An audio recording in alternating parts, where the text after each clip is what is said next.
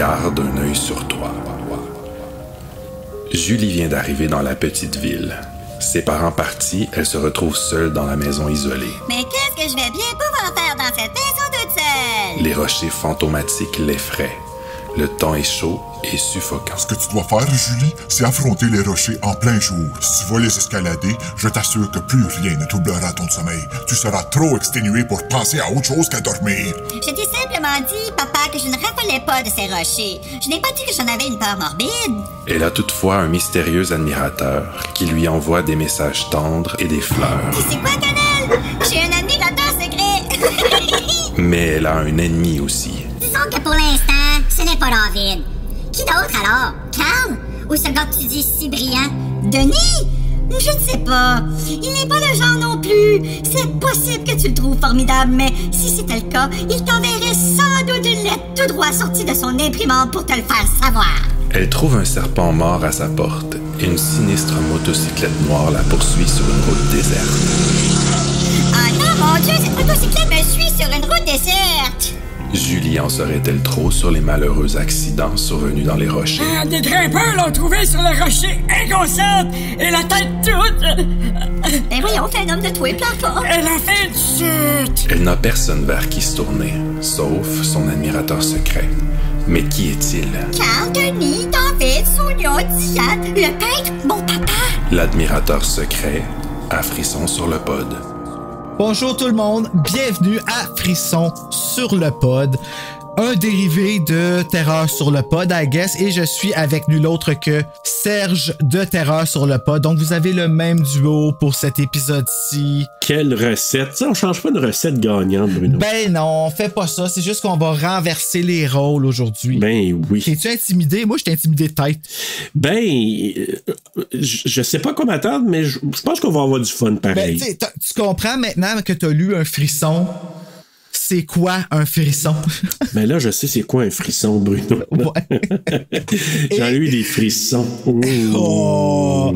Hey, mais tu sais, peux-tu croire que le film Frisson, Scream, moi, j'ai pensé que ça venait de ça. Ah oui, ben je te comprends. Parce que, tu sais, c'est de même que les liens sont venus. Si tu lisais La Gardienne, là, tu capoterais. En tout cas, parce que toi qui capotes When a Stranger Calls en plus, là. Ouais, ça, là, vraiment, je pense que je vais le lire. Il y a un autre film qui s'appelle La Gardienne, mais c'est un film, je pense, des années... Ça a été fait par William Friedkin. Ah, ouais? Oui, de c'est quoi, La Gardienne, elle se fait-tu appeler? Sorcellerie un peu. La fille, elle se promène tout nue. Puis, ah, mon Dieu. Écoute, je l'ai pas vu le film, là. J'ai lu le résumé, puis j'ai le film ici. Puis ça va faire partie à un moment donné de mes écoutes, mais... Ben, c'est pas La Gardienne de R.L. Stein, c'est sûr. Je me suis dit, c'est sûr que c'est pas ça, parce que... Non, c'est pas ça. Ben, je vais te passer, j'ai ici les cadres, justement, de côté pour Mick. OK. Fait que je vais pouvoir t'y passer avant d'y envoyer, parce qu'on le verra pas tout de suite, hein. On est encore en prison, en ce moment.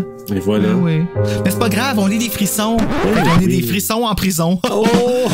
Fait que là, on a lu l'admirateur secret. Ben oui. En général, Serge, parce que là, ça fait quand même un petit bout. Là. Moi, j'ai lu ça le 26 octobre, puis là, on est en janvier. Ben oui. On brise la magie. Ben ouais, c'est ça. Peux-tu juste te dire que moi, la couverture, je la trouve un peu idiote. Idiote et vite fait et magnifique. Là, moi, je l'adore, cette couverture-là. Là. C'est pas moi, ma la fille, elle me fait rire, Julie. Ben, moi, là. Right? Oh, man. Elle fait un mime. Oui, on dit c'est comme quelqu'un qui fait des mimes comme Marcel Marceau sur des vitres invisibles. Là. Il faudrait la reproduire. Si ça serait pas justement un bac à germes, là, ces affaires-là, j'irais dehors dans une affaire puis je la reproduirais, la couverture. Comme juste pour faire ben, bonne chance de trouver une cabine téléphonique. Ben, une cabine de boss, quelque chose de même. Je sais pas, on peut se débrouiller. Mais on dirait que le gars à moto, je sais pas ce qu'il fait comme ça. C'est pas une moto, c'est une bicycle à pédale, puis ce que tu vois à l'ombre, c'est sa petite sonnette gring-gring. On dirait, puis lui, on dirait qu'il fait là, comme, tu sais, là. Bonjour les amis. Oh, dans Thriller. Je sais pas, moi, ça n'a pas de l'air éploré pour deux scènes. C'est Barney. Ah, Barney. J'ai deux mains.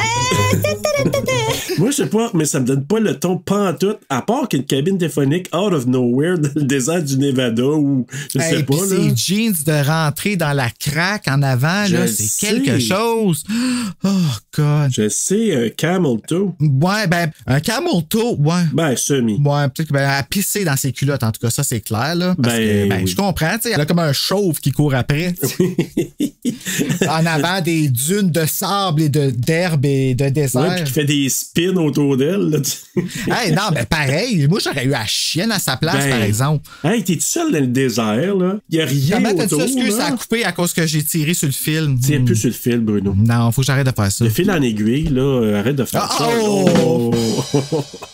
Non, mais je m'en ai dit, c'est parce que quelqu'un qui ferait des spinettes, tu sais, je suis tout seul dans le désert, est-ce que je suis une fille, t'es poigné dans une cabine téléphonique, la porte est bloquée, puis là, t'as une espèce de fou habillé en hey, puis qui te court après, puis qui fait des spins, là. Mais tu sais, faut pas que t'oublies. OK, on va lire le résumé. Ouais, vas-y. Puis, ça va nous mettre à peu près, genre, dans le mood. L'ambiance, ouais. Puis, après ça, on va comme parler de notre appréciation générale et des specs du livre. Et après ça, on va se lancer dans l'histoire comme dans TSLP. Hey, on se connaît ça. Hein? Ben oui, OK. Bon. L'admirateur secret. Je garde un œil sur toi, avait-il dit. Julie vient d'arriver dans la petite ville. Ses parents partis, elle se retrouve seule dans la maison isolée. Ah, isolé revient aussi là-dedans. Les rochers fantomatiques l'effraient. Le temps est chaud et suffocant. Elle a toutefois un mystérieux admirateur qui lui envoie des messages tendres et des fleurs. Oh, mais elle a un ennemi aussi. Elle trouve un serpent mort à sa porte et une sinistre motocyclette noire la poursuit sur une route déserte. On la voit sur la couverture. Julie en saurait-elle trop sur le malheureux accident survenu dans les rochers? Elle n'a personne vers qui se tourner, sauf son admirateur secret. Mais qui est-il? Je sais pas, mais elle peut pas trop se fier à son ami, hein? Elle Sonia. peut pas se fier à personne. Je pense que la personne sur le qui elle peut plus se fier, c'est les livreurs de vite. Ou Cannelle. Ah, Cannelle. C'est vrai, ça, Cannelle, là, moi, tu vois, c'était l'être qui me réconfortait que j'étais comme reste avec. Ben oui, moi, ça serait ça. T'sais. Puis pauvre Cannelle qui faillit de trépasser. J'ai Cannelle. pensé à ça quand j'ai... Oui, Cannelle. Cannelle qui faillit de trépasser. Ben oui. Bruno, t'es même pas là pour la sauver. Ben non! Bruno, t'es en train de lire le livre. Bruno, pas Bruno. Oh, Bruno! Ah, qu'est-ce que j'avais pas bien compris? Oh, Bruno. Ben oui, excuse-moi. Hey, peux-tu croire que j'ai eu une meilleure amie pendant vraiment longtemps qui s'appelait Chanel? Hey, j'étais pour dire, j'espère qu'elle s'appelait pas Cannelle vraiment. Là, Non, mais... elle s'appelait Chanel. Fait que t'imagines-tu? Non, non. Le monde, il devait tellement parler dans notre dos. Là. L'admirateur secret. Ben oui. Frisson numéro 2, écrit par Carole Ellis. La traduction, elle a été faite par Denise Charbonneau. Ben oui, j'ai Donc, vu ça. merci Denise d'avoir fait cette traduction pour vrai parce que sinon, on n'aurait pas eu ce livre dans notre collection de Frisson. Fait que je suis bien content. Je te remercie, Denise. Est-ce que je peux juste dire que Denise, parce que c'est écrit par Denise, le personnage de Diane, je l'ai appelé Denise pas mal souvent pendant que je pour prenais vrai? mes notes. Je marquais Denise. Non, c'est pas Ben, Denise. t'appelles Laurie c'est Diane. Strode Denise Ouais, aussi. je sais. Ça, je dois être marqué d'une Denise quand j'étais jeune. Ben, ça doit. Moi, j'ai une ma tante Denise. Oh, allô? Puis ma marraine choisie, c'est Charbonneau, son nom de famille. Donc, Tout est dans win-win. tout. Ça a été publié par les éditions Héritage Jeunesse en 1990 et il a 154 pages. Ben oui. Il a été traduit de l'anglais américain du livre My Secret Admirer, qui était le Point Horror numéro 4, qui est sorti en décembre 1989 en Point Horror, mais il avait sorti un mois avant, en novembre 89, sans être dans la collection. La collection, elle a comme commencé après, il a été sélectionné, puis nanana. Ce que je figure comment que ça a passé, parce que c'est pas mal nébuleux l'historique de Point Horror, là. Comment ça a été fait, tu sais. Peut-être que quelqu'un l'a écrit, s'est fait tuer, puis quelqu'un l'a repris à son nom. Pour faire de l'argent. C'est là qu'il vient de Bessic. Et aux éditions scolastiques, il avait 184 pages. Je sais que Frisson, ben c'est sûr avec les mises en page, ça change les choses aussi. Là. Mais il n'y a pas de texte différent, là. Je sais pas parce que je l'ai pas lu. Je Ok. sais que Frisson adaptait. Les choses se passent à Montréal, se passent à Québec, Ok. tout ça, dans certains des livres. En tout cas, de ce que je me rappelle. Puis il y avait des références aussi qui étaient changées puis tout ça. Les traducteurs, là, c'est pour ça que je fais un peu ce podcast-là, parce qu'au Québec, on a cette chance-là. Tu sais, nos livres, ils sont tous pareils. Elle est belle, la collection Frisson. En anglais, ils ont changé souvent d'étiquette. Puis tu sais, puis fait que t'as pas de numéro, t'as pas de... Ouais, c'est ça, tu sais. Puis je trouvais que c'était moins structuré, mais oui, il y a des différences anglais-français qu'on va souvent soulever quand que la personne avec qui je vais lire le Frisson va avoir le frisson, puis moi, je vais avoir la version anglaise. Là. Mais là, on avait les deux un frisson, fait que ça va être très short and sweet et simple. Ouais. On va se baser sur Denise. Une chose qu'elle est là, Denise. Oui, merci Denise, encore une fois. Mais tu sais, je ris pas de toi, Denise. Hein? Je suis vraiment reconnaissant de ton travail. En anglais, il a été fait en 6 éditions différentes. Oh. Ben, pas en anglais, mais je veux dire, il a été édité 6 fois, ce livre-là. On a la version... Attends, je vais te sharer le screen parce qu'on va pouvoir décrire les couvertures qu'on voit ensemble. Moi, je suis curieux parce que ça me permet de voir ça ressemble à quoi les autres. Ici, on a la version en Europe. C'est ça, cette version-là qui était à l'effigie Point Horror. Puis tu vois, eux autres, leur mode était vraiment différent parce que c'est comme une fenêtre avec... Ah, on voit des fleurs. Des fleurs qui sont toutes séchées puis qui pitchent une espèce de fumée verte. Ouais, qui pue. Fait que tu sais, c'est comme... C'est pas pareil, là. Mais ça, ici, c'est la version américaine. Paperback. Qui ont sorti en paperback et la même chose que nous autres, on a eu, là, tu sais. Fait que juste que c'est là-dessus que Frisson s'est basé, dans le fond. Oui. J'aurais aimé ça l'avoir, tu sais, savoir comment ils faisaient pour prendre l'image puis mettre le titre en français ici sans avoir les écriteaux puis tout ça, parce que j'aurais aimé ça travailler là-dedans un petit peu. Ça, c'est une autre version européenne qui est une fille qui regarde par la fenêtre. Elle a l'air d'une espèce de zombie. Là, ouais, avec, je sais pas quoi penser les de celle-là. Blancs, tout ça. Ben, moi non plus, je sais pas quoi en penser. Elle est pas super. C'est comme si c'est Julie qui regarde la montagne, on dirait. Ben, là. c'est ça. Tu sais, déjà, ça aurait plus rapport. Puis là, ben, on a cette version-là qui est Mi Admirador Secreto, qui est la photo, elle veut pas être grosse, qui est une photo de la fille qui rit, qui brûle. Non. Ouais, puis c'est à la limite du Zona, parce que c'est écrit Zona limite dessus. un vrai malade. Pas sortable. Fait que là, ça, c'est ça. C'était les specs du livre. Fait que vous savez tout sur l'admirateur secret. La seule chose que vous savez pas, c'est le nom de l'auteur.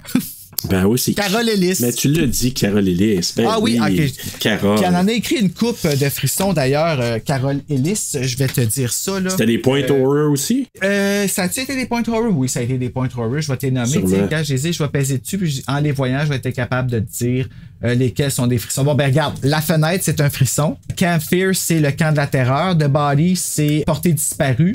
Silent Witness, c'est témoin silencieux. Donc, elle a écrit ces frissons-là aussi. OK. Carole Ellis. Fait que c'est elle. La fenêtre était très populaire. Ça a été le 2e frisson le plus vendu. Ah oui? Ouais. Puis celui le plus vendu, c'est? La Gardienne. Ah, c'est vraiment La Gardienne. Il avait commencé à sortir les frissons best-sellers un moment donné qui ressortaient les vieux quand ils étaient rendus des numéros comme 90, puis ça a comme pas marché. Ils ont tous fini à 2,99. Mais c'était La Gardienne, La Fenêtre, Qui est à l'appareil et... Donne-moi une seconde. Ah, j'aime ça, ce titre-là. Paye tout en mes studios.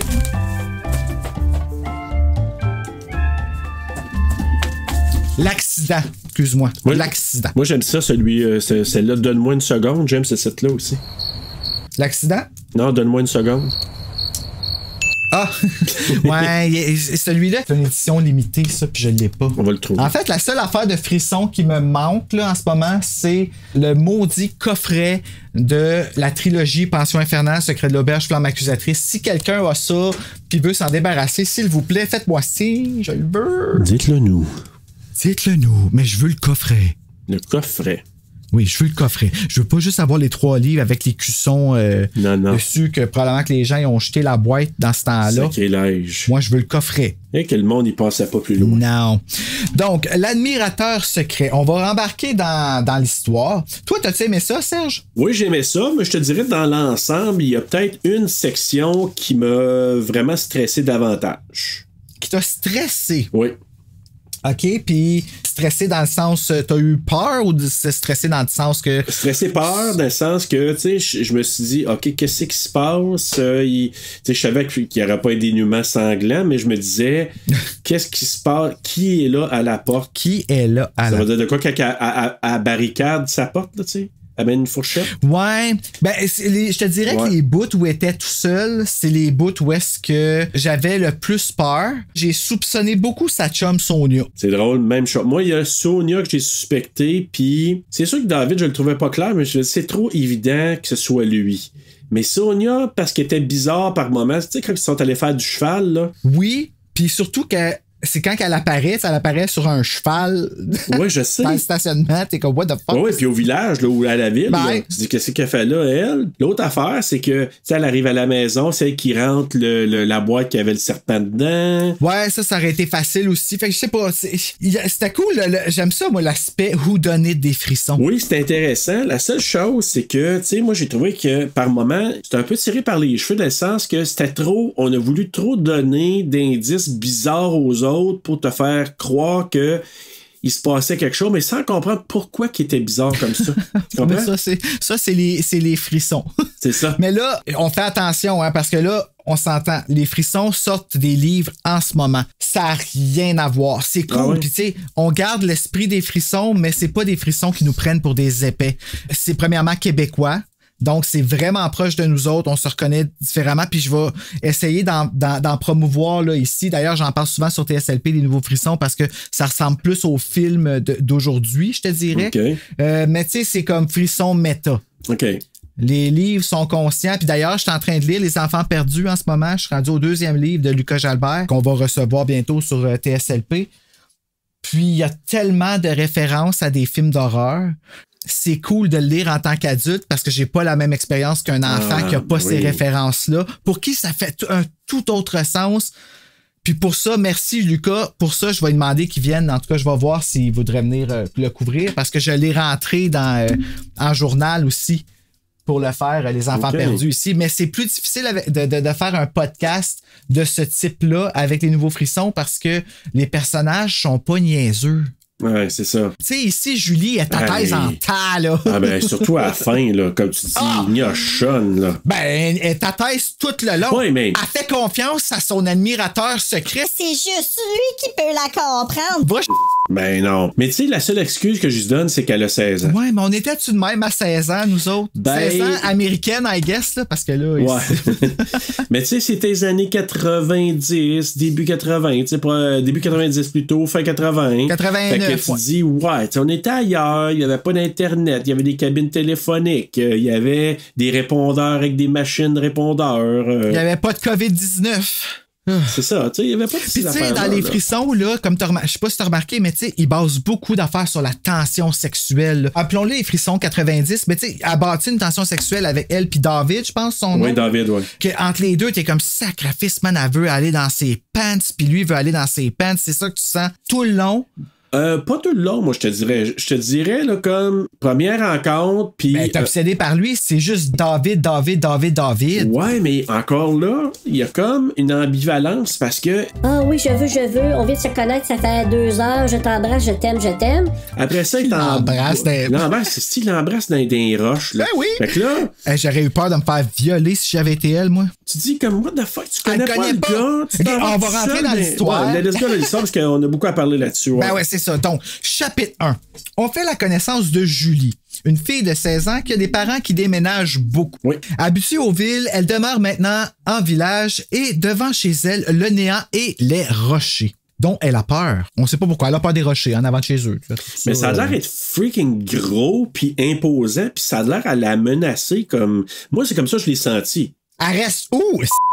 T'as vu? Tu sais, je veux dire, c'est comme au milieu de nulle part puis tu sais, là, quand tu parlais d'isolé, il disait qu'il n'y a pas de voisins à 2 km². T'as un gros cap de roche devant chez vous, gigantesque. Comme même Val-des-Monts, c'est pas de même. Non, je sais. C'est comme si c'était dans les Laurentides, là, puis elle, ça la stresse. En tout cas, c'est ce que j'ai compris. Puis, ben, je comprends. Là, tu vas me confirmer quelque chose, une question pour toi. Est-ce que à chacun des frissons, ça commence avec un passage d'un des bouts avant de commencer au chapitre 1? Parce que ça commence. Moi, ça commençait là, avec un passage d'un message de répondeur. Il y a souvent ça, mais ça, c'est un extrait du livre. Oui, c'est ça, mais c'est dans tous les livres, ça commence avec un extrait? Je pense pas que ça dans toutes. Okay. Mais ça, moi, je le lisais jamais. Moi, je l'ai lu, je me suis fait prendre, Bruno, puis je me suis dit, si, là, comme, qu'est-ce qui va se passer? Ah! Ben, c'est peut-être ça qu'on pourrait lire. Ben oui, c'est ça. Au début. Parce que c'était un bon trailer, là. OK, bon, ben, lis-nous ça avant qu'on embarque, puis après ça... OK, pourquoi pas. Puis là, je vais juste m'assurer que je suis vraiment... C'est là, c'est la vraiment... voix. Ah, OK, ben regarde, tu vois, je viens de voir... OK, mon Dieu, j'ai comme crié, j'aurais pas dit. Mais la voix était envoûtante. Ça, techniquement, là, c'est parce que ça, c'est le numéro 2, puis à partir du numéro 3 des frissons, la photo en arrière, elle devient la moitié. OK. Puis il y a quelque chose d'écrit à côté, check. Ah, OK. Puis, à partir d'un certain nombre de frissons aussi, là, je suis éloigné, mais à partir de certains frissons, il y a des quotes de même aussi sur la couverture. Ah, OK. Tu sais, ça s'est formé comme nous autres aussi au début, tu sais, on n'avait pas de thème, on n'avait pas d'affaires de même, mais frisson, ça s'est fait une pif de même aussi. C'est bien normal. Alors, je peux le lire si tu veux. Oui, vas-y.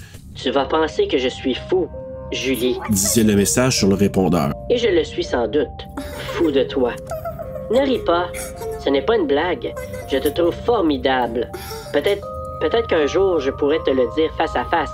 Mais, d'ici là, je garde un œil sur toi. Ouais, moi déjà là. Et crois-moi, c'est une vue réjouissante. À bientôt, Julie. Tout en écoutant, Julie se pencha sur l'appareil, le doigt prêt à appuyer sur le bouton de sauvegarde pour ne pas perdre le message. Qui était-ce? Y avait-il un garçon parmi ceux qu'elle avait rencontrés la veille qui avait une voix aussi douce, aussi suave? Où la transformait-il? N'était-ce pas une blague malgré ce qu'il en disait? Julie rembobina et écouta de nouveau, bien décidée à capter la moindre fausse note qui démasquerait la voix ou dénoncerait la plaisanterie. Mais elle n'entendit que le même message tendre prononcé d'une voix douce et calme, un rien timide. Cette timidité, d'ailleurs, la rendait encore plus séduisante. Elle écouta une troisième fois et sauvegarda le message, sachant qu'elle l'écouterait encore. Pour faire quoi, tu penses? Oh! Tu sais... Allez, vous imaginez ce que vous voulez. Hey! Ben c'est ça, je te dis, les frissons, là, ils jouent sur la tension sexuelle. Moi, là, j'ai été amoureux de Robin, le personnage de Journal Intime, là, pendant comme 7 mois, là. Jusqu'à temps que tu le vois à quoi qu'il ressemblait, non? Ben non, parce qu'on n'a jamais vu. Ça a toujours resté dans l'imaginaire. Il n'y a pas de film de ça. Ils ont même pas fait des illustrations, non? Non. Ben, tu sais, on a la couverture pour s'imaginer. Journal Intime, là, à Serge. Écoute, moi, ça c'en est un que j'ai en plusieurs exemplaires, puis je veux qu'on se ramasse 3 là, pour le faire, celui-là. Ça va être la finale de saison 1. Asti que c'est malade, man. Puis c'est le seul frisson dans lequel il y a du sexe. Mais dans celui-là, il est coupé, par exemple. Fait qu'il faudrait que je vois en anglais. Là, j'ai lu la version anglaise, je vais pouvoir la voir. En tout cas, alors, on continue avec le déroulement des chapitres. Mais là, on sait qu'elle a 16 ans. Ouais, c'est ça. Donc, ses parents annoncent qu'ils partent en voyage pendant le chapitre 1. Ils partent en voyage pour faire des règlements, justement, de vendre la maison puis toutes ces choses-là. Puis, elle va être obligée de rester toute seule. C'est qu'il faut falloir qu'elle se prépare. Ça fait pas plaisir. Fait que là, Julie, elle s'en va au centre commercial qui est à 40 km de chez eux. On s'entend que c'est quand même un bout. Puis, elle fait la connaissance de sa voisine Sonia, qui devient sa meilleure amie. Elle est bien gentille, puis elle arrive à cheval dans le stationnement asphalté. Ça, c'est vraiment weird, là. Puis là, ben, elle invite Julie à la chasse au trésor qui a lieu dans ce village-là. Ça, c'était le chapitre 1. Sonia est weird. Mais je m'excuse, Bruno. Je suis pas sûr d'avoir compris ça comme toi, par exemple. C'est qu'il y a une petite localité où ils peuvent aller faire des achats, mais c'est très, très... Celui qui est à 40 km de chez eux, là? Non, 40 km, je pense que c'est la... Tu sais, c'est comme, mettons, moi, je suis à... J'essaie de penser. Mettons, je suis à Val-des-Monts, puis dans quelques kilomètres, il y a certains magasins là. Ah oui, OK, où est-ce qu'il y a le Tim Hortons, puis le marché Richelieu, puis tout ça. OK, ouais, je comprends. Et la grosse place est à 40 km. C'est comme s'il fallait qu'ils viennent, je sais pas, moi, comme qu'ils partent de Val-des-Monts pour aller à Elmer ou aller à Hull. OK, aller aux promenades, genre. Exactement. Tandis que moi, je pense où ça se passe, c'est quelques kilomètres à peine, là. C'est comme le petit centre-ville de... J'avais pris en note, là, je pense que c'est... Ben, la place, ça s'appelle le Mont, il s'appelle Mont-Servin, puis la ville, elle s'appelle Rocaille. Le Mont-Servin. Ben oui. Puis la petite municipalité s'appelle Rocaille, tu sais. Mais j'adore ça, c'est des noms simples. C'est simple. À retenir pour 154 pages, tu sais. Mais oui, c'est ça. Mais c'est ça. Mais tu sais, déjà, quand tu rencontres l'amie que j'appelle pas vraiment une amie, là. Moi. Oui, puis c'est comme... Ah non, je peux pas. Faut que j'aille chez ma tante. Ah non, je peux pas. Faut que j'aille chez ma grand-mère. Ah non, je peux pas. Ma mère, elle veut. Tu sais, franchement, là, tu sais, c'est pas... Elle a une vie palpitante, là. T'sais. Elle s'occupe de... Moi, Sonia, je trouvais qu'elle était... Moi, je me serais pas tenu avec, là. Mais tu sais, mieux que Diane, là. Ben, Diane, c'est une herbette, puis elle va peut-être changer après ce qui est arrivé, mais on sait pas. Hein? Ouais, ben, bon, on sait pas. Ouais, c'est ça. On connaît pas l'après-admirateur secret. Donc, chapitre 2. Julie est à la chasse au trésor avec Sonia. La gueule de celle-ci ne s'arrête pas 2 minutes et, remarquant que Julie bande sur David, parce qu'elle l'a remarqué David, qui parle avec Diane Labrie, la bitch, Sonia va les chercher. Une petite prise de bec s'ensuit et Diane part. Sonia aussi. laissant Julie seule avec David pour la chasse. Les deux s'entendent bien et après 1 heure, David embrasse Julie. Parce que, tu sais, tout le monde fait ça, tu sais. Une heure après t'avoir rencontré pour la première fois, on va frencher. Ben, écoute, faut parler qu'on a aussi été présenté, avant que la chasse au trésor commence, à Denis Langto, qui est le bolé de la classe. C'est un maniaque d'informatique. Puis, il est détestable. Déjà, au départ, t'as pas de l'air à l'aimer bien. Carl Benoît, qui est une étoile de football de l'école. Ça, c'est le gros jock qui a comme un kick sur... je m'en allais dire sur Denise, mais c'est Diane. Et... Denise, c'est la traductrice. Oui, exactement. Fait que prends garde à toi, Denise, parce que Carl, il est pas super stable. non, vraiment pas. Puis t'as Marc. Qui est Marc? J'ai marqué, on le voit pas bien, c'est un lover. 3e rôle. Ouais. Puis Karine, à peine on entend parler, qui est une bolée elle aussi. Pas méchante, mais pas toute là. Exactement. Puis là, Diane qui vient de laisser Carl, puis Carl qui est à ta... Ben là, je dis pas ta... parce qu'on va le censurer, là, mais qui n'est pas de bonne humeur. Ah, on peut le dire, ça me dérange pas qu'on le dise. Je vais mettre un par-dessus. OK, parfait. Ouais. Les là, je t'ai rendu qu'il s'embrasse. OK, c'est ça. Mais là, explique-moi quelque chose, là. Quand Diane est arrivée avec David? Ben, elle était avec lui. Elle était avec lui. C'est qu'elle les a repérés pendant l'affaire. C'est qu'elle était en train de se préparer pour la chasse au trésor. Puis avant la chasse, ils ont rencontré, comme au point de départ, Sonia puis Julie ont rencontré David puis Denise... Diane. Tu vas faire comme moi, tu vas l'appeler Denise aussi. Qui était là qui était là pour se préparer pour la chasse. Puis finalement, Denise a été... Voyons! Diane, elle a été bitch. Elle les a envoyés chier. Puis Julie a comme pas l'air d'en avoir fait un cas. Moi, elle aurait été rayée drette là. Ben oui. Puis j'aurais pas essayé de savoir qu'est-ce qui est arrivé après, sachant que c'est un bitch de même. En tout cas, ça, c'est... son empathie. C'est l'empathie. C'est ça. Alors, quand vient le temps de changer d'équipe, ils décident de rester ensemble, David puis Julie. Suivant le prochain indice, ils partent escalader un rocher à la tombée de la nuit et à l'éveil de la tempête. Frickin' veau. Tu sais, David, là, c'était genre... Ah non, je suis un expert de monter des roches, puis y a pas de problème à Julie. Mais c'est quoi son problème à lui? Ben, il est bien trop confident, bien trop confiant dans ses moyens. Puis lui, il pensait qu'on va se rendre, on va trouver... Parce que là, dans Chasse au trésor, faut dire, il cherche un nid d'oiseau, puis c'est là, il se dit, hey, le nid d'oiseau, c'est à la montagne, le Mont-Cervin, là. Parce que juste là qu'il y a des nids d'oiseaux. Semble-t-il. Ouais. C'est là qu'il décide de s'en aller là, mais ils se font pogner, parce que là, ils montent dans la montagne, ils se font pogner d'un par la noirceur, puis la par tempête, l'orage. quand tu es en haut, c'est ça qu'ils disent. Quand tu vas dans la montagne, la tempête est toujours plus intense quand tu es en bâtisse, c'est normal. Et le bruit, parce que là, il y a comme du tonnerre, pas des éclats, mais du gros tonnerre, puis ça brouille un peu. La chienne avoir été à la place à Julie. Ben, puis on le sent, là. Son camp, Je suis sûr qu'elle a fait un petit pipi nerveux, là. Ben oui. Ça paraît pas, t'as tout trempe. Ben, c'est ça l'a aidé. Après avoir entendu un bruit, David, il planque Julie dans une craque de montagne, justement. Puis il lui demande de l'attendre là, puis il son camp. Et voilà. Puis elle le retrouve en bas. Ouais, elle l'a pas retrouvé encore, parce que là, c'est dans le chapitre 3, ça. Fait que le chapitre 2, il finit qu'il part, puis il la laisse là, tu sais. Ouais, puis là, il pleut et mouillé, il y a des orages, il y a j'ai remarqué du tonnerre. Aussi, c'est ça, là, j'ai pris une quote là, de la page 40, justement, là, parce que elle fat shame sa chienne. Elle dit à Cannelle qu'elle est grosse. Attends un petit peu, c'est quoi qu'elle dit?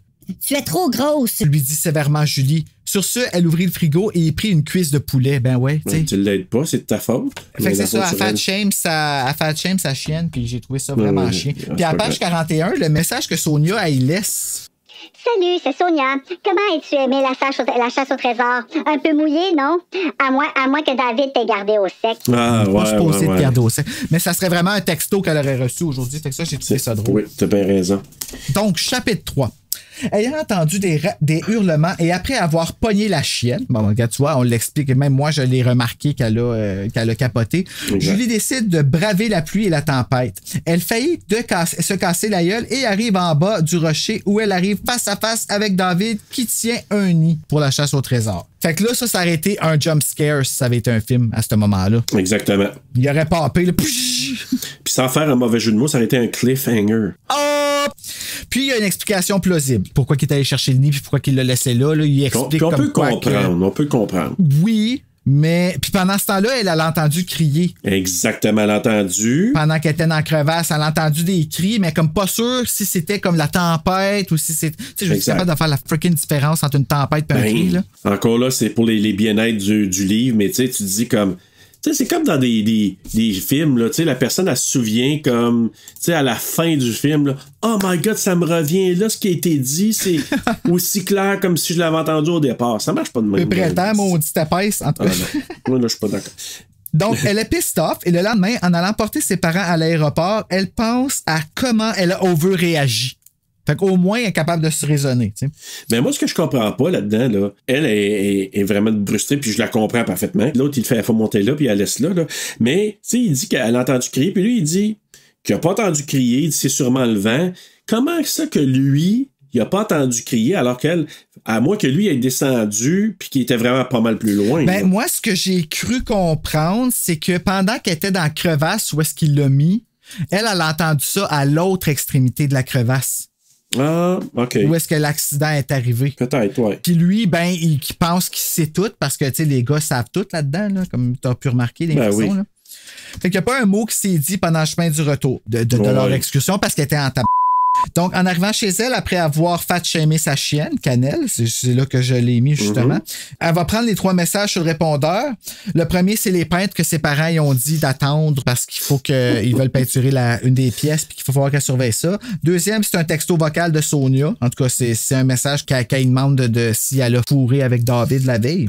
Ouais, puis oublie pas, elle dit aussi qu'elle organise un repas au resto avec toute la gang. Hein. Ah oui, ce maudit repas-là. Ouais. Ouais. Le repas où tout le mal se passe. Là. Ouais, mais qui avait été... Parce qu'il était censé d'avoir un repas dans le désert, là, quasiment, là, avec la gang, mais à cause de l'orage, ils ont remis ça, puis c'est au resto que ça va se passer après.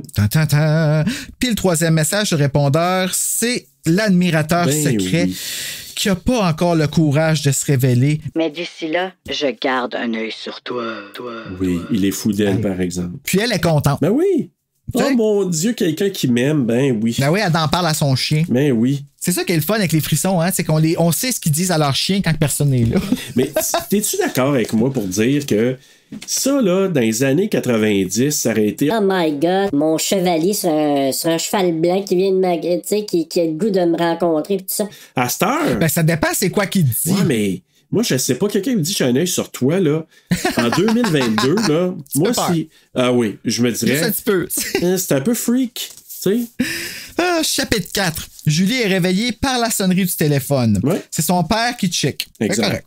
Fait que là, elle prend une douche. Sonia arrive chez elle et les 2 filles discutent. Julie essaie d'éviter le sujet de sa mésaventure avec David, puis elle découvre que Sonia a déjà eu quelque chose avec celui-ci. Oh oui. Sonia invite Julie à un souper de gang au resto. Le téléphone sonne, puis c'est le peintre à qui Julie a eu la bienveillante idée de divulguer qu'elle sera seule pour le recevoir. Maudite épaisse! Je le sais. Ça, c'est quelque chose que je me suis toujours fait dire de mes parents. Dis-leur pas que t'es tout seul. Exact. Puis en plus, là, quand elle parle avec son père au téléphone, on apprend qu'ils vont être absents pendant 2 jours. Ça veut dire qu'on sait qu'elle est seule 2 jours. Ben oui, pour recevoir des hommes qui ont probablement même pas de dents. Puis en plus, lui, il répond d'une façon super creepy. Je le sais. Ça, là, tu dis, tu sais, pis encore, là, ça fait très 90. Tu sais, 80-90, c'est comme... Hey, salut, ma petite madame, Téléfilm. Hey, oui, exact. Le bar, là, Oui, c'est ça. Fait que là, une fois au resto, c'est vraiment awkward avec David, évidemment. On va appeler Dave Turcotte Lafont, on va lui dire, pourquoi t'es awkward avec Julie? Hey, fais pas ça, là. Fais pas ça, c'est pas fin. Mais là, t'as David, ceux qui sont là, t'as David, Sonia, Denis, Karine, mais Carl et Diane ne sont pas là. Pas encore. Moi, là, j'ai tellement ri parce qu'à un moment donné, Sonia a dit à Julie... Je parle beaucoup, mais je sais garder un secret. Hey! Qui va croire ça?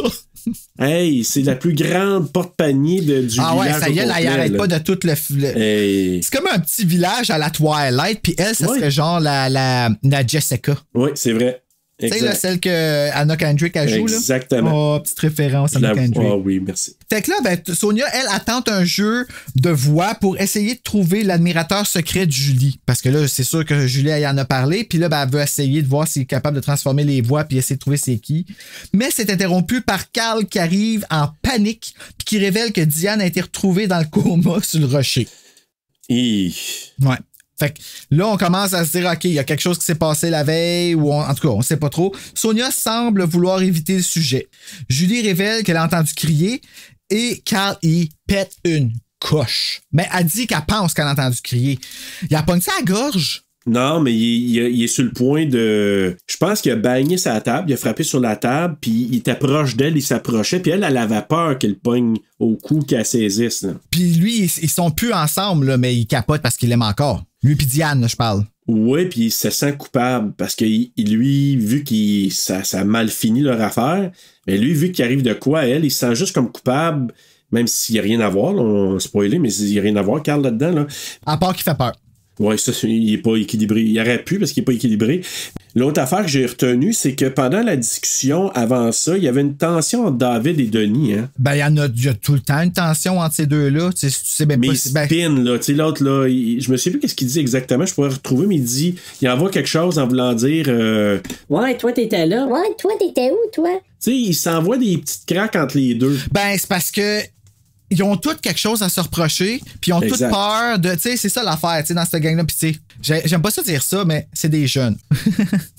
Ouais. Tu sais, des fois, on cherche des drames où il n'y en a pas. Tu sais, puis là, il y en a une qui tombe dans le coma, puis t'es comme... Oh my God, là, c'est ma meilleure amie. Donne-moi de l'attention. Ben, c'est parce qu'entre moi et toi, là, c'est que eux autres, ils l'aiment pas, Diane. Ben, personne qui l'aime, Diane. C'est pour ça que je me demande pourquoi ils font tout un plat pour une fille qui une bitch avec tout le monde. C'est parce que c'est la fille hot du village. Wow. Si c'est la fille, c'est la couverture. Ah ben non, c'est Julie. Non, c'est Julie. Non, mais il y a des cris vraiment. Tu sais, même Julie, elle dit à un moment donné, quand elle s'est approchée pour se présenter, tu sais, elle était belle de loin, mais quand elle l'a vue de proche, elle était super belle. Tu sais, c'est comme... Moi, impressionne pas ça. Non, pas toi, mais moi... Non, moi, ça me fait rien. Ah ouais, c'est ça. Bruno, c'est pour ça que j'ai besoin de ton point de vue pour comprendre qu'est-ce que Carole Ellis essayait de m'expliquer. Ben, à cet âge-là, Bruno, là, moi, ça m'est déjà arrivé. Puis j'ai été flabbergasté, puis j'aurais donné à l'une à cette personne-là, même si elle était méchante avec moi. Ah ouais, j'ai eu la même histoire avec un gars. Bon, tu vois. Il a pas été méchant avec moi, par exemple. Mais maudit qu'il voulait rien savoir, puis maudit que je comprenais pas.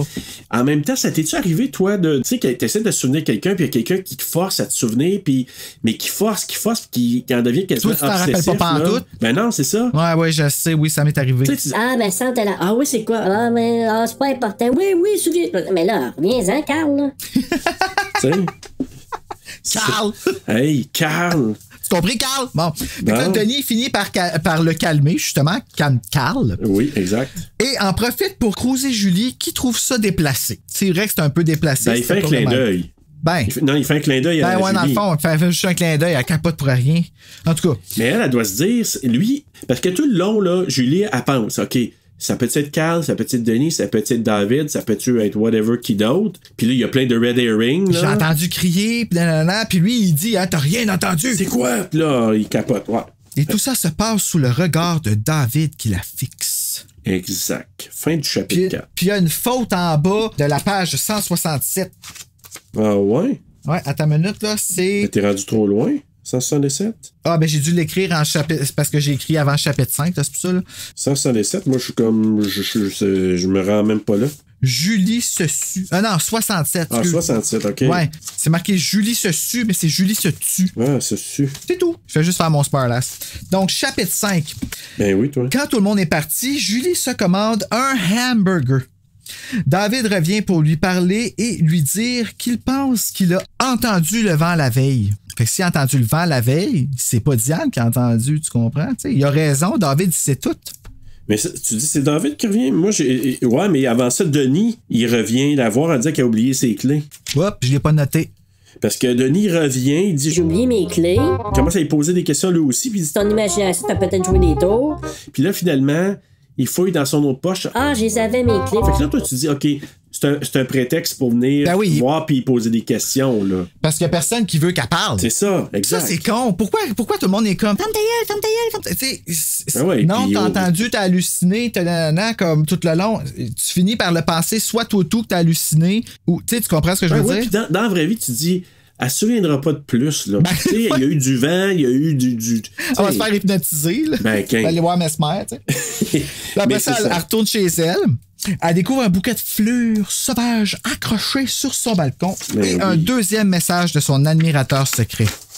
Elle essaie de trouver c'est qui, mais en vain. Il admet être celui qui a amené les fleurs. Ensuite, Sonia l'appelle pour dire qu'elle n'a pas de nouvelles de Diane. Non. Elle a dit, je suis allée à l'hôpital, on peut pas la voir.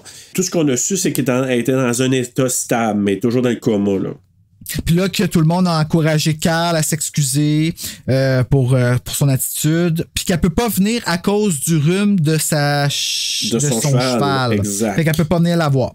Après avoir accroché, Cannelle veut aller dehors et là, elle fait un face-à-face avec Carl qui est sous et qui s'excuse. Ça arrive des fois que j'avais pas remarqué quand j'étais jeune, l'alcool d'un frisson. Ben oui, il y en a plusieurs. Ben, tu vois, c'était pas un issue pour les livres tant que ça.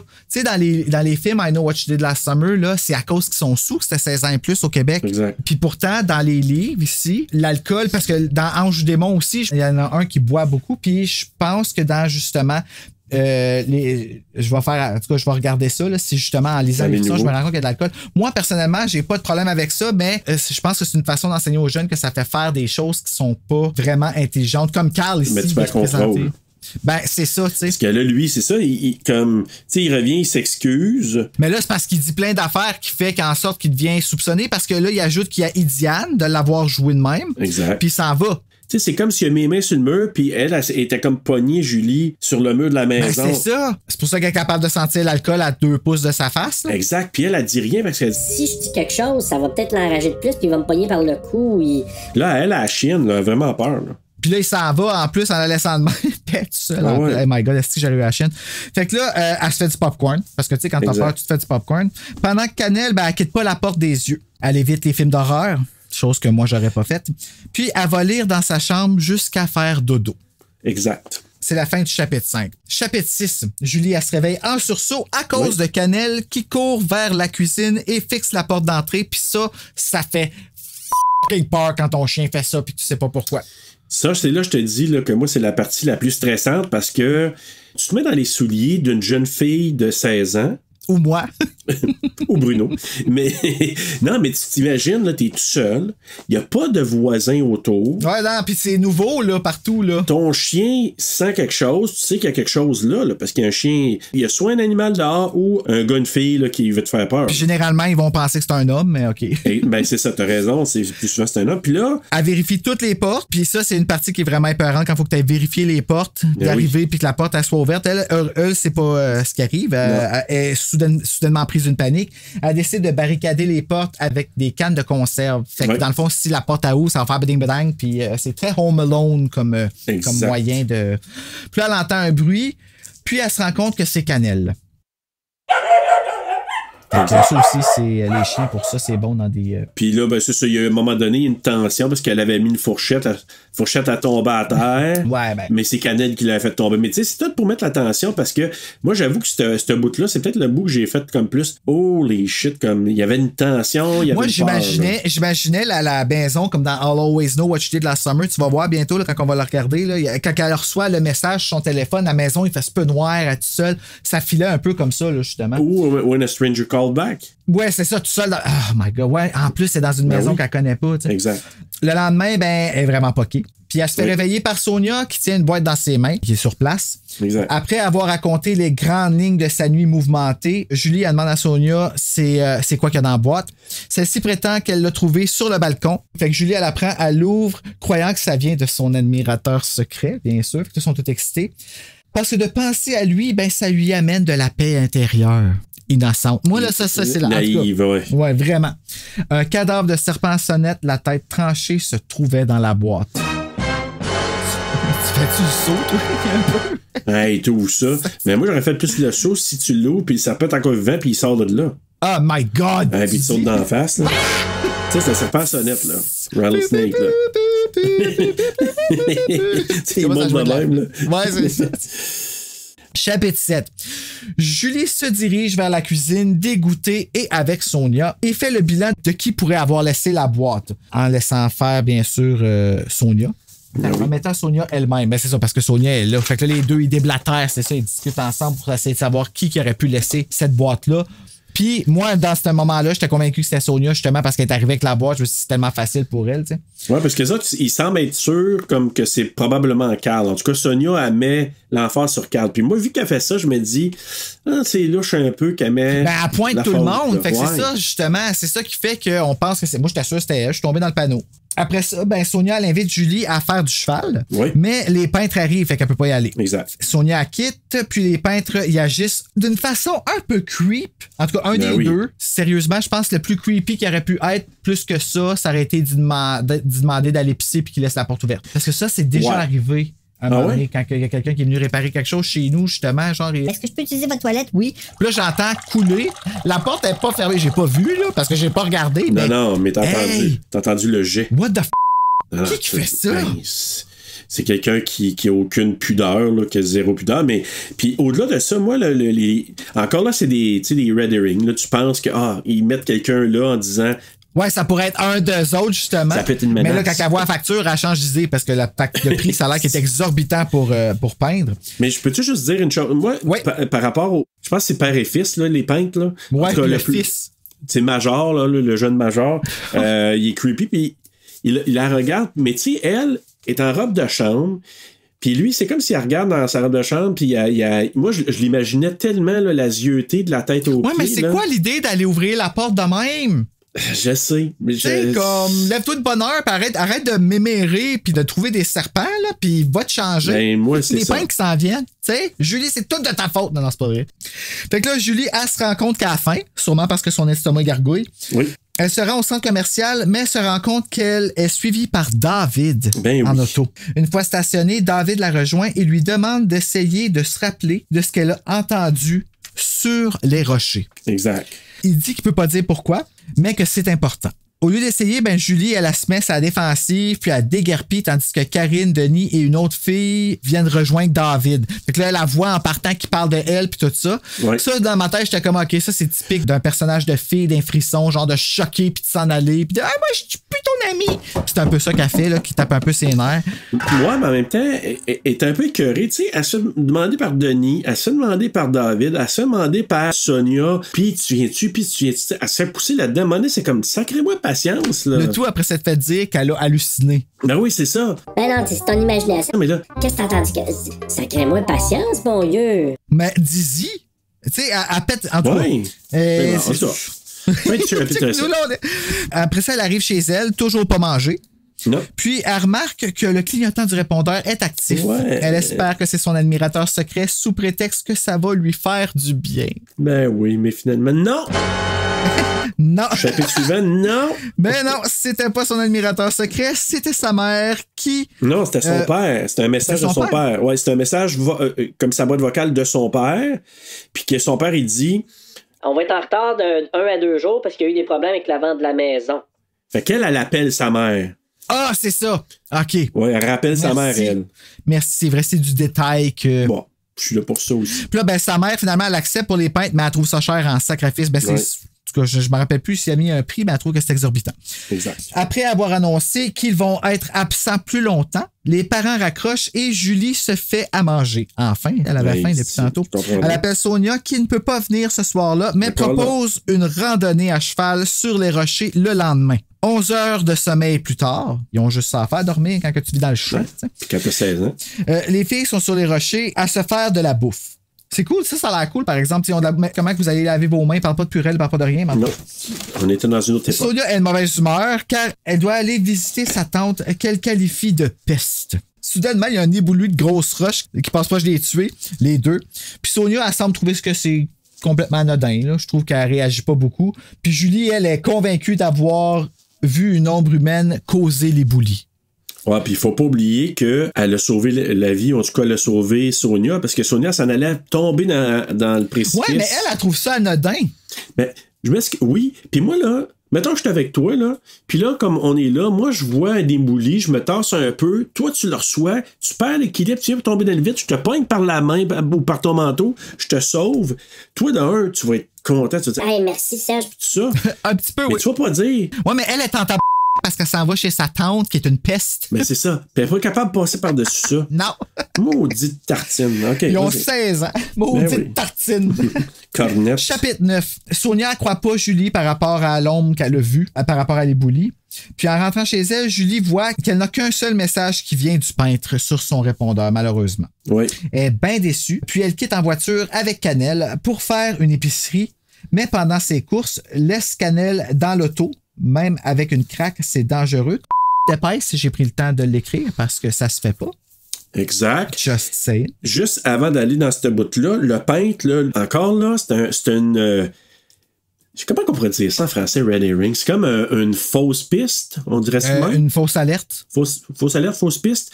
Ouais. Parce que lui, il dit sur le message... On va venir à peu près une dizaine de jours venir faire la peinture. Ah, t'es seul. Fait que tu sais, oui, quand il parle, il pose des questions. Ça aussi, c'est tata, puis ils n'ont pas revenu là-dessus. Fait que dans le fond, il s'est peut-être passé quelque chose à Julie après l'admirateur secret. L'admirateur secret 2. Elle est encore vraiment en danger après ça. Oui. Ouais, c'est ça. Dans l'épicerie à Croix-Carl, qui s'excuse maladroitement de son comportement de la veille. Exact. En revenant à sa voiture, elle s'aperçoit que toutes les fenêtres ont été montées et que Cannelle respire à peine. Mais même si tu avais laissé une craque dans la fenêtre, c'est l'effet de serre qui est dangereux. Fait qu'elle aurait eu probablement la même chose, mais en tout cas, elle réussit à amener la chienne chez un vétérinaire, heureusement. Et après un sermon du vétérinaire, il lui dit qu'elle va être correcte puis qu'elle peut revenir la chercher dans 24 heures. Ouais. Excuse-moi, t'as oublié quelque chose d'important. Ah non! Elle a vu Denis. Aussi? Quand elle était à l'intérieur, Carl est venu s'excuser, puis elle a vu Denis. Denis, il passait, puis là, elle l'a salué, puis là, il a comme resté bête, puis là, il a fait signe à sa montre en voulant dire « Ah, je suis pressé, je peux pas te parler. » Tu sais, fait que là, il est parti. Les circonstances, pareil. Hein? Ben oui, puis là, tu dis « OK, ben lui était là, Carl était là. » Fait que là, tu dis « Il s'est passé quelque chose, la fenêtre était pas fermée. » Quand elle est partie, fait que c'est quelqu'un qui puis ils ont enlevé du gaz dans son char, ça a l'air aussi, parce qu'en revenant, elle a manqué d'essence, puis ça l'a comme... Elle s'est fait siphonner l'essence. Elle est sur une route déserte, puis elle décide de marcher, puis de se diriger vers une cabine téléphonique. Est-ce que ça te dit quelque chose, ça? Oui. Hein? La pochette du livre, la fiche. Oui, madame. Ouais. Fait que là, il y a un chauve qui s'en vient vers elle. Là. Je dis ça parce que la tête est ronde en cover. Là, ouais, je sais, mais c'est peut-être son casque. Hein? Ah, ben oui, c'est vrai. Il emportait-tu des casques en ce temps-là? En tout cas. Chapitre 10. Julie entend un moteur arriver, puis elle se rend compte qu'il s'agit d'une motocyclette qui arrive dans l'arrière. Fait que pas un bicycle à pédale comme sur le cover. Non. Elle se plante au milieu de la route pour essayer d'attirer son attention, pour se faire voir. Mais au lieu de recevoir de l'aide, elle se fait foncer dessus et évite de se faire frapper 3 fois en se réfugiant dans une cabine téléphonique qui est sur le bord de la route. Fait que là, le gars, il revient 3 fois dans le fond pour essayer de la frapper. Ben, qu'on pense que c'est un gars, en tout cas. On suppose. Le bicycle. Une fois la moto partie, elle appelle à l'aide. Là, elle est dans la cabine téléphonique. La porte est coincée. Elle peut plus sortir de là. Elle est en train de suffoquer parce qu'il fait super chaud. Puis elle est poignée là-dedans, il n'y a pas d'air. Elle vit la même chose que son chien. Et voilà. Ben bon pour le karma. Toi. Ben c'est ça. C'est plate à dire, là, mais... elle a réussi à rejoindre quelqu'un pour dire hey, « j'ai besoin d'aide ». Puis là, ben, le gars, il s'en va. En tout cas, le motocycliste ou c'est ça. Là où la motocycliste, elle s'en va. Elle pouvait appeler la police de là. En tout cas, ben, finalement, elle a appelé un towing qui est venu pour régler les choses. Arrivée chez elle, Julie dresse une liste de suspects tentant de disculper David parce qu'il est cute. Tout en se rendant compte qu'elle avait entendu 2 voix sur le rocher. Oui. Une qui a crié et l'autre qui a hurlé. Exact. Elle s'aperçoit alors que le répondeur clignote et entend un message doux de son admirateur secret qui espère qu'elle a aimé le carillon qu'il a laissé sur le balcon et lui donne rendez-vous sur le rocher. Julie décide que ça lui fera du bien ta thèse. Tu sais, là... c'est là que je parle de décision de marde, là. Oui, vraiment, vraiment. Puis tu sais, le prochain chapitre, la prochaine entrée que j'ai faite, j'ai commencé avec OK, wow! Wow, la grande, là. Parce qu'elle y va, tu sais. Julie se rend à l'endroit décrit par son admirateur secret et elle grimpe relativement facilement. Elle monte. Après 1 heure d'attente et voyant que le ciel s'assombrit, elle entend soudainement son admirateur secret au-dessus d'elle. Ça, là, j'ai fait OK, sauve-toi. Drette là. Ben, c'est sûr. Ben, premièrement, vas-y pas. Ben, tu sais, si t'es rendu là, si la personne te donne rendez-vous à une place et qui te demande d'aller à une autre, qui t'appelle, en tout cas. Non, ça, c'est pas safe, là. Fait que là, il la dirige vers un autre endroit où elle va pouvoir escalader pour le rejoindre. Elle le voit toujours pas. Puis elle s'exécute pareil. Exact. Fait qu'elle est vraiment épaisse. À un certain point, elle se rend compte qu'elle est prise au milieu d'un rocher parce qu'il a fait monter à une place qui est comme un peu awkward, la montée. Ouais. Puis elle est prise comme une mouche sur un mur. Exact. Ça, j'ai trouvé ça cool. Puis c'est là qu'elle reconnaît les paroles de son admirateur secret qui lui parle du sommet du rocher. Je comptais sur toi. Ouais, parce qu'elle, elle se souvient, elle a comme un flash, elle se dit « Shit, c'est ça que j'ai entendu. » Je comptais sur toi. Avant d'entendre l'autre crier. Puis là, elle dit celui qui est là, c'est celui qui était là sur la montagne ce soir. Oh mon Dieu, c'est comme dans Murder, She Wrote, là, quand tout revient avec des flashs. C'est exactement là, comme. Qu'est-ce qui se passe? J'ai même vu Angela Lansbury. Ah oui! Fait que là, celui-ci se rend compte qu'elle s'en est rendu compte, puis sa voix sexy devient soudainement menaçante. Exact. Il confesse qu'il aurait tout arrêté si elle avait juste parti du rocher puis qu'elle n'aurait pas fait un cas, mais là, vu qu'elle a ouvert sa gueule, ben, il doit l'éliminer. Il doit l'éliminer. Puis elle prend derrière la tête d'en haut, puis elle lance en bas du rocher. Ça, c'était assez. Mais encore là, comment qu'elle a fait pour pas le voir? Mais là, il faisait noir. Comment ça fait très noir? Puis là, lui, le mec était positionné. Lui, je pense qu'il la voyait, mais elle pouvait pas le voir. Fait que là, il a juste baissé la main, il a pogné par l'épaule, puis il a sacré une poussée. Fait que là, elle a fait une chute. Il a pitché en bas. C'est ça. Fait que là, Julie, elle se réveille parce que oui, elle s'est fait knocker. Puis c'est là, il fait noir, puis elle se trouve épaisse, avec raison. Tout à fait, oui. Puis elle doit alors s'échapper avant que son admirateur secret ne la retrouve. Fait que là, ça, c'est le climax. Là. On sait toujours pas c'est qui, par exemple. Non, on est rendu au chapitre 12, puis on ne sait pas encore. Non. Fait que là, Julie, elle reprend quelque peu ses esprits, puis après s'être relevée, s'aperçoit qu'elle a très mal à la cheville. Fait qu'elle s'est cassée, elle s'est foulée la cheville en tombant quand l'autre, il l'a pitché en bas. Exactement. Voyant que le jour se lève, elle course contre le temps pour ne pas être exposée par la lumière du soleil. Parce que là, si la lumière, si on commence à voir, ben, son admirateur va pouvoir la voir.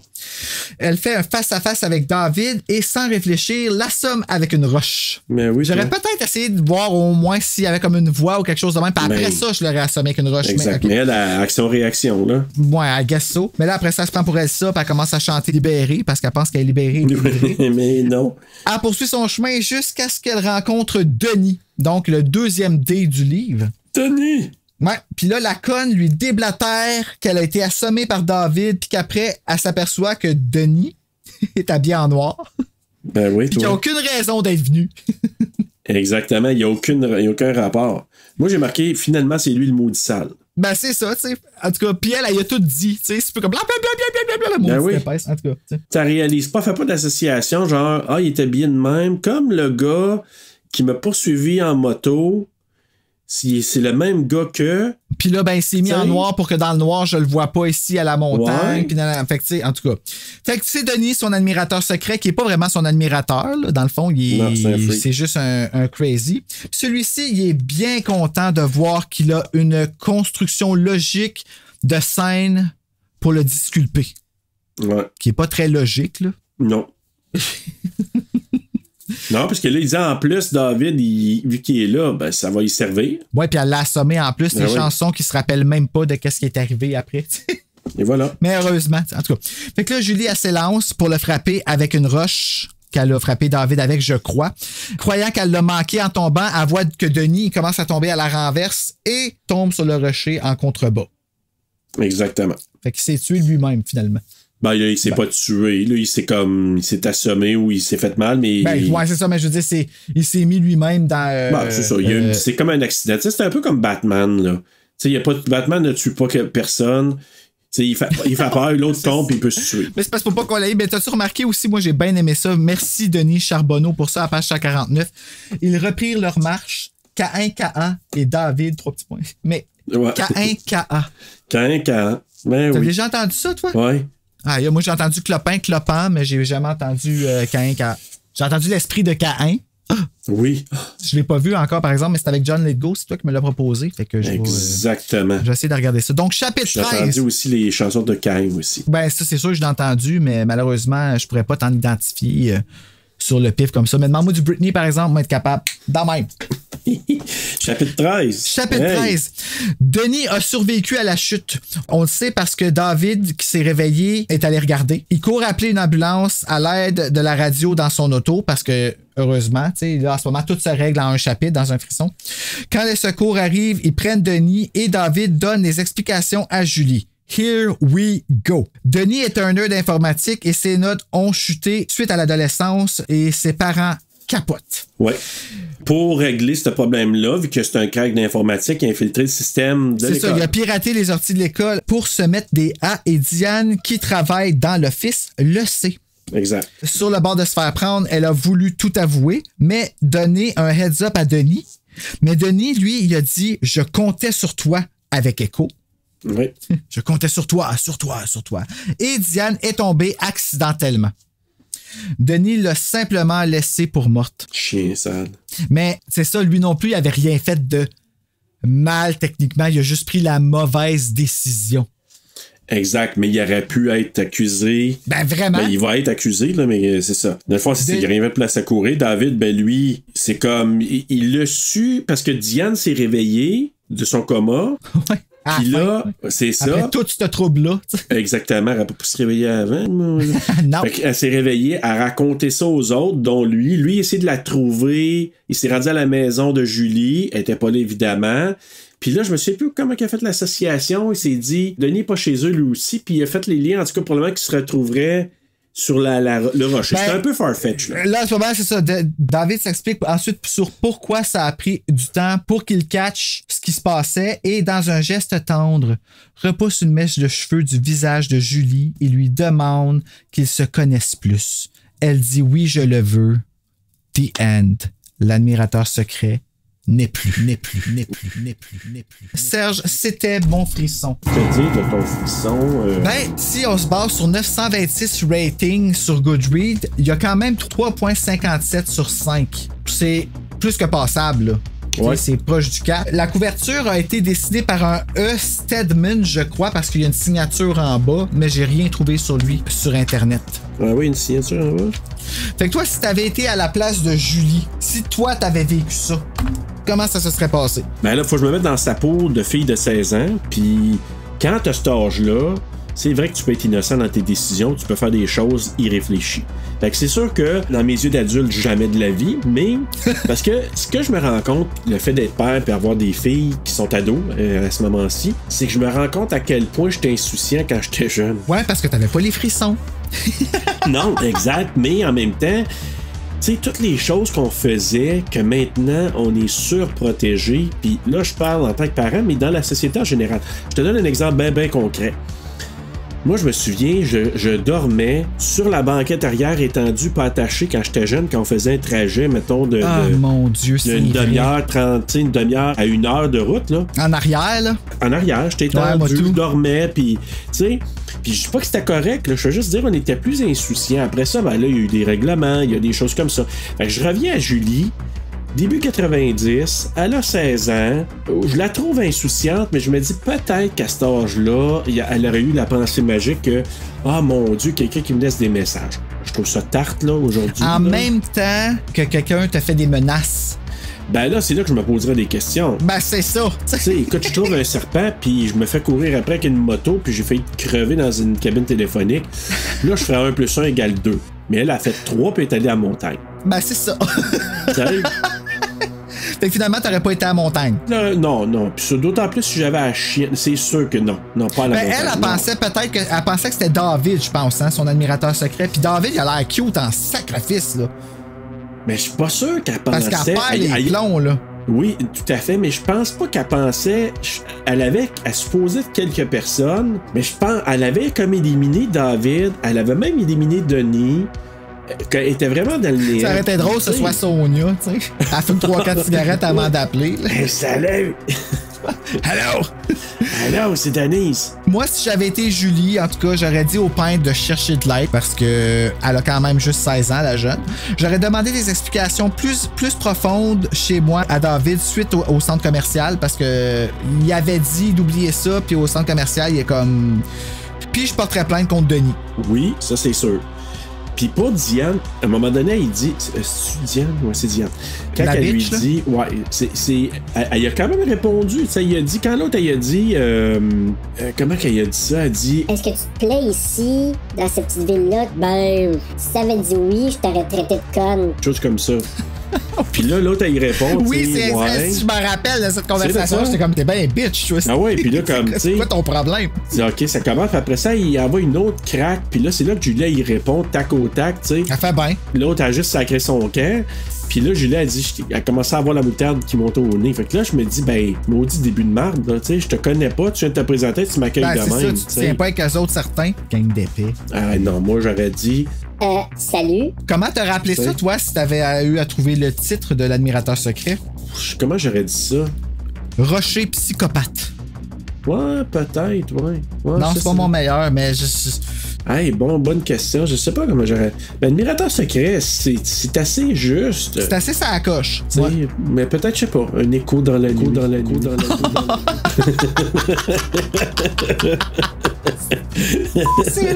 Parlons d'écho dans la nuit et reproduisons une scène ensemble. Ah oui, j'attendais ça. Julie était sûre qu'elle faisait allusion à Diane. Elle ne put voir la réaction de David, mais vit que Denis fixait la table d'un air embarrassé. Sonia, elle, ne l'était pas du tout et avec un sourire radieux, elle demande à Julie « Alors, comment as-tu trouvé la chasse au trésor? » J'ai beaucoup aimé, c'était très amusant. Répondit-elle timidement en lançant un coup d'œil à David. Ah, mais c'est vrai! L'interrompit Karine. Toi et David étiez ensemble, n'est-ce pas? Il l'était au début, Fit Sonia avec un large sourire. mais on ne connaît pas la suite. Julie rougit, mais David se contente de sourire. La suite est tombée à l'eau, n'est-ce pas, Julie? En effet, Répondit Julie sans tout savoir qu'elle faisait un jeu de mots. j'ai bien peur d'être pas doué pour l'escalade, même par beau temps. Fais-tu sais que vous étiez sur les rochers quand l'orage a éclaté? Plusieurs d'entre nous y étaient. Rappela Denis. Évidemment, Fit Sonia. il y a toujours au moins une chose qu'il faut aller chercher là-bas. Carl a insisté pour que nous allions y trouver un nid d'oiseau, mais nous n'y sommes pas allés pendant l'orage. Ah, je suis sûr que Julie et David n'ont pas planifié d'y aller pendant l'orage. Lui dit Denis. Pas vrai, Julie? Pourquoi ne laisses-tu pas tomber, Denis? Nous nous sommes fait prendre par la pluie et nous ne l'avons pas prévu, d'accord? C'est encore toi. Ah, Oui, tu les embarrasses. enchaînant Sonia. Après tout, David est le meilleur grimpeur de la bande et ce n'est pas flatteur pour lui de s'être laissé prendre par l'orage. T'as raison. Puis Denis en se renversa sur sa chaise avec un sourire. J'étais seulement curieux, mais je n'insisterai pas plus, ou je n'insisterai plus. Je ne voulais embarrasser personne. Et toi, Denis, où étais-tu quand le ciel s'est déchaîné? Et là, il y a la serveuse qui arrive pour prendre leur commande. c'est Puis là, ça, là, ça coupe le plaisir dans Ouais. tout ça. Maudite serveuse. Dans des questions. Fait que là, Serge, est-ce que ça te tente de te choisir un autre frisson? Oui, j'ai-tu le choix? Quelque chose de creepy. Tu sais, genre, y a-tu quelque chose d'un peu fantastique ou de. je sais pas? Fantastique, oui, j'ai l'album Souvenir de Peter Lorangis. Le chouchou du professeur, lui, c'est pas surnaturel. Le chalet maudit, écrit par R.L. Stein, version française de Beach House. Moi, je vais le lire en anglais, celui-là, avec un top de bikini plein de sang sur la clôture. Ouais, oui, c'est stressant, ça. Et on a Rêve fatal, écrit par Sinclair Smith. Mais on en suit. Quasiment, ouais. On pourrait quasiment le lire dans le temps de la franchise. The Nightmare, ouais. Ouais. Ok, bon, ben, je te le garde de côté pour dans le temps de la franchise. C'est pas tout de suite. C'est en juin. Ben, je sais pas, peut-être le chalet maudit, là. Yes! Alors, Serge, tu as choisi ton prochain frisson qui est le chalet maudit, écrit par R.L. Stein. Pourquoi tu as choisi celui-là? Je pense que c'est le bikini avec du sang dessus, mais à part ça. La couverture la plus illogique parce que, tu sais, il a marché un bout pour aller porter le bikini sur la clôture, là. Oui, c'est donné de la peine. Puis le sang coule encore, tu sais. Non, le titre, puis R.L. Stein. Ouais, ben c'est ça, tu sais. R.L. Stein, là, c'est le maître des histoires rapides livrées qui se ressemblent toutes qu'avec ses clichés, puis tout ça, je l'adore. Alors voilà, c'est la raison pour laquelle personnel, je l'ai choisi. Puis parce que, ben, on brise la magie, mais Goosebumps vient de sortir, fait que... Bah, c'est ça, tu sais, ben ça, c'est pas Goosebumps, c'est Frisson. Mais on va en lire un Goosebumps, je t'en réserve. On parle de R.L. Stein, là. Dans Ouais, c'est pour ça que je te l'ai sorti. Je veux que t'en lises un de R.L. Stein. C'est lui qui a écrit La Gardienne, d'ailleurs. Moi, j'aime bien R.L. Stein. Avant de lire le Frisson 32 avec Serge, faites de beaux cauchemars!